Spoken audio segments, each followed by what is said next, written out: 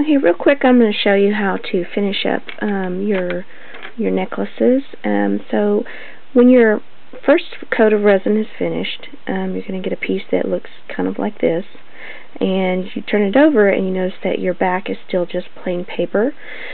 What you're going to do is you're going to mix up your ice resin, and if you want a very translucent, see how you can see my finger behind? You can get your paper to look almost clear, almost like glass, like you can see through it, like stained glass. And what you do is you just brush your ice resin onto the back, and it soaks into the paper and makes this very pretty translucent look to it. If you want your paper to stay opaque like this, you can see you can't see my finger through it. It's just like a regular piece of paper, but you still want to finish the back. You simply brush on a layer of glue or gel medium, something like that, to seal the paper.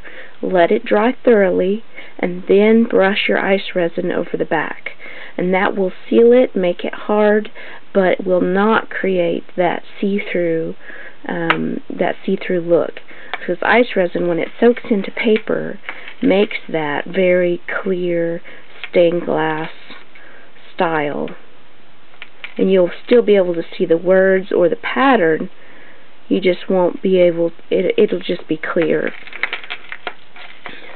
And you know, and if you seal the paper first, then the ice resin can't soak into the fibers of the paper, and it will not make that clear stained glass style.